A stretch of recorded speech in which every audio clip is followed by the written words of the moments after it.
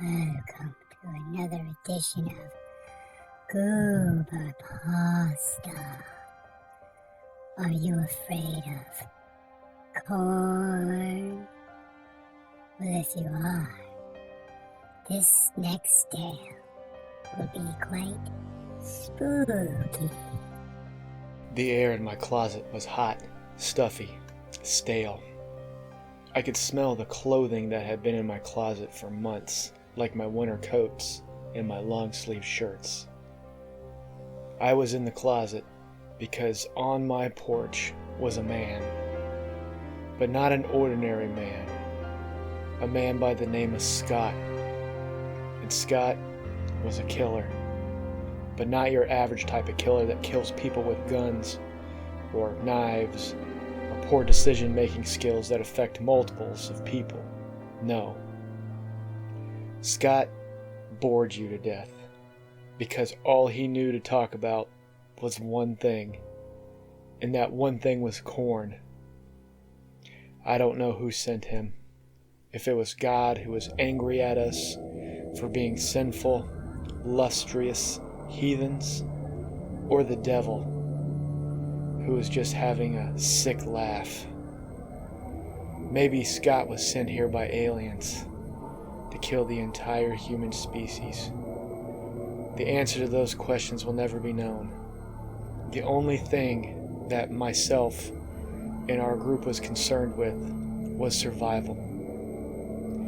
We lived in a town of 3,500 people, and as far as I know, over the course of the last 5 years, somehow existence as we know it ended, and the world became a hollow, mere shallow shell of its former self. Was there only one Scott out there? I couldn't answer that question. But he single-handedly killed every other person in this town by talking to them about corn. Bored them right to death. I remember the day it started, just like it was yesterday. I was a delivery man for FedEx. We shipped various packages for various large corporations and private citizens as well. I was on one of my normal routes when I had stopped off at a house in a rural area. I'd walked up to the door to place a package there, but I needed a signature first, and I knocked on the door. Scott answered. "Hello," he said. "Corn's getting kind of tall." Yes, sir, it is. I need a signature for this package. You are Karen Rogers, correct?" "No, my name is Scott. I've worked on corn farms for nearly 35 years. There's many types of seeds of corn. You know, you got your long grain, you got your short grain, you got your high stalk, you got your low stalk. You can always tell the quality of a corn kernel by the seed that it comes from. You can also determine the region. If you take a kernel of corn and place it underneath your tongue, you can taste the varying degrees of climate that the corn grew in. Buddy, if you're not Karen, I need to get out of here. I can't leave this package here without a signature from Karen. Is she here?" "Yes, she is. Go ahead and come on in. She's in the back." I walked in, not realizing I would soon face the most dreaded horror I had ever faced in my life. In the back room was Karen Rogers, lying face down on the floor, and she was dead. It looked like the life had been drained from her. I didn't make heads or tails of any of this. I knew I needed to call the authorities. This gentleman named Scott stood in the doorway. "Sir, we need to get the police down here immediately. This woman is dead. It looks like she's been killed. Something has just completely sucked the life out of her." Scott began talking again, as if he didn't hear a single thing I said. "Well, you gotta understand something about corn," he started babbling on. "Corn? We don't have time to talk about corn. This woman has been killed, and I don't know what to make of this. But I know talking about corn isn't going to bring her back. We got to get the authorities down here." Scott continued, and as he continued, brambling on about corn, I began to feel weaker, as if the life force was being sucked right out of me. To my horror, I realized what I was experiencing. You see, Scott was draining my life. He was sucking it right out of me, and he was gonna kill me if I didn't get out of there. No! I screamed at the top of my lungs, and I flung myself through a window. Glass shards landed all around me as I hit the ground with this hard thud. I rolled completely over 4 or 5 times before I sprung to my feet. I had minor nicks and scratches from the glass panes, especially on my face and my neck. I immediately ran to my truck, and I pulled out and began to drive off. I immediately went to the police station, but it appeared that Scott had already been there. Police officers strung over their desks, out of their cars, lying out front. It seems a few tried to fire at him. Bullet holes were in the walls. I couldn't believe what I was seeing. Scott had been here all right. He had been talking to him about corn. I found a 4-page memo from a detective who was able to live for about 2 hours past Scott's initial assault. He said he could hear the screams of his colleagues. Gunshots rang out as these men died slow, horrible, painful deaths, having to hear about corn and various corn facts that nobody cared about but Scott. The last few paragraphs were him trying to type out words to his kids and to his wife about how much he loved them. And then the rest just went on about corn. It appears even after the man's death, Scott still had to talk about corn. I knew that I was going to be in the fight of my life. Flash forward to where we are now. Scott had done a tedious search door to door and looking victims and survivors. I was with a small group of people. Randy Johnson, not the pitcher, the really tall guy with the mustache who was a really good major league pitcher, not that Randy Johnson, but some random ass Randy Johnson. Old man Winters, who was an old man by my standards. He had to be at least 95 years old. I never asked because our only concern and the key talking point in our relationship was of Scott. Betty Fournier, who was a baker down at the local baked goods shop. And Wendy Cunningham of Ham Cutters Anonymous, some type of multi-level marketing scheme stuff that she was a part of, but not anymore, because she didn't have anybody to message on social media and ask them if they wanted to buy any goddamn ham. But none of that mattered now. The only thing that mattered was us surviving. I could hear Betty starting to cry. Old man Winters consoled her, and Randy went over to the other woman, whose name I have already forgotten because of fear of Scott, to console her in her moments of need. It got quiet. One of us was going to have to go and see if Scott was still there. I went out to look, being the bravest and most masculine, and having the largest bicep muscles of anybody. I looked around, and I didn't see anything. I checked through the entire house and peeked out a few of the windows. To my relief, it appeared Scott had moved on.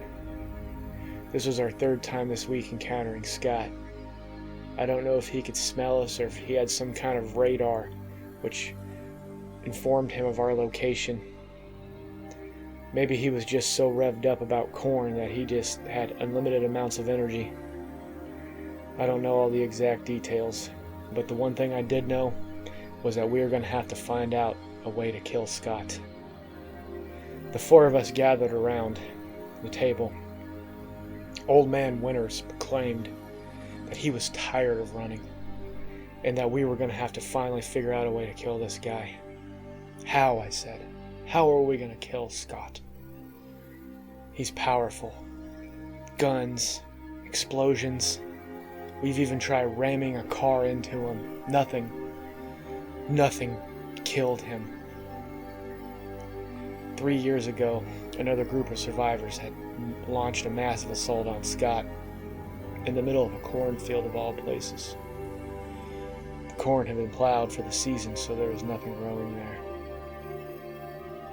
Who plowed it?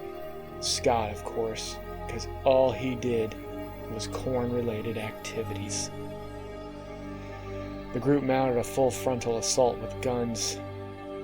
They even rigged up some Molotov cocktails and threw at him. Nothing penetrated him. He kept marching at him. Wouldn't shut the hell up about corn.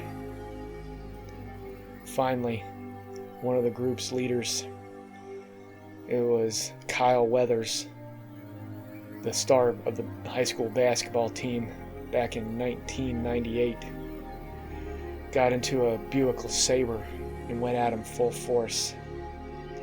He had hit Scott dead on, and Scott flipped up end over end and landed. The guy who ran into him got out of his car and walked straight over to him. Thinking Scott was dead, he knelt down, crying in relief, but no. Scott shut straight up and began talking to him about so much corn, he keeled over dead. Damnedest thing I ever saw in my life. I've got an idea of how to kill him, Cunningham lady said. There's only one way we can kill a guy who only talks about corn. We have to overload him. We have to come together and surround him and let him talk to us about corn until he can no longer talk to us about corn. That's when he'll be at his weakest and we can strike and kill him. It wasn't much of a plan, but I was growing tired of this life, running from house to house and hiding out, trying to get away from Scott. All right, I said, let's give it a shot. Scott was very easy to locate. He was outside of a grain silo near an old corn farm that he said he used to work on. We approached him. I was scared, and so was the rest of the group. We immediately formed a chain, and we ran right up to Scott. All four of us joined hand in hand, and we surrounded him, locked in. Scott began laying it on thick. Old Man Winters screamed. Becky Cunningham and the other chick, whose name I already forgot for this story, started screaming too. I remained steadfast, and Randy came flying out of nowhere because he was the fifth member of our group and joined our circle. Randy said, "Hold on, everybody, hold on." Scott began rambling on and on about corn, corn flakes, corn on the cob pipes, anything corn related, high fructose corn syrup, everything. It was so goddamn boring, and all I wanted to do was run, but I knew I had to remain strong and steadfast. Old Man Winters keeled over. He was dead. But I noticed something different about Scott. Scott's voice started getting slower and slower, as if he was having difficulty talking about anything. It was quite the sight to behold. Scott's energy was draining. It was working. He was expending all of his kill energy trying to talk to us about corn and boring us to death. We were overpowering him, and that's when I noticed Becky keeled over dead as well. It was me, Randy, and the other chick. That's when Scott stopped. He couldn't talk about corn anymore. "Geez, guys," he was saying, "I just don't know if I can talk about corn anymore." "Now's our chance," Randy screamed. "But how were we going to kill him?" I looked over and saw a gas can. Could it be? "Hold him, Randy," and random other girl, and ran over and grabbed the corn cobbed shaped gas can. It was filled with gas. I was a heavy chain smoker, so I had a lighter. This is how I knew we were going to get him. I immediately opened up the gas can, and I threw it over the group. "Hey," Randy screamed. "What are you doing?" "I'm sorry, Randy and other girl. This is the only way that we're going to kill Scott. Your sacrifice will be duly noted." I lit the lighter, which was a Zippo, and I threw it in their immediate vicinity. All three of them caught on fire almost instantaneously, and I ran for my life. I could hear the screams of other girl and Randy. "You son of a bitch," Randy screamed. "I wasn't supposed to be like this, you selfish asshole." I didn't care.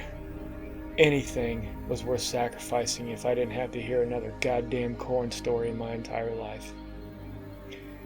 All of a sudden, there was a massive explosion of corn right behind me. Cornflakes and kernels of corn and corn stalks began raining all around me, as well as body parts from Randy and other women. I kept running as fast as I could.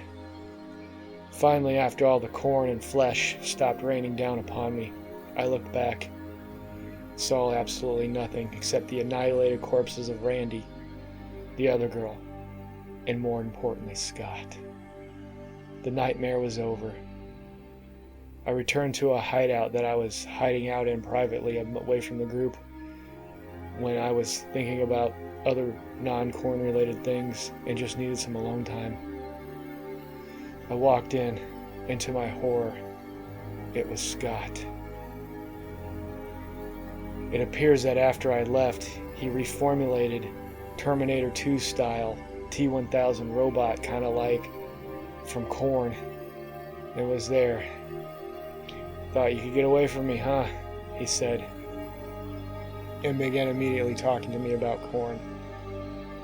I could feel the life drain out of me, and the last thing I heard was something about how high fructose corn syrup wasn't bad for you at all, and I was dead. Thank you, bitches.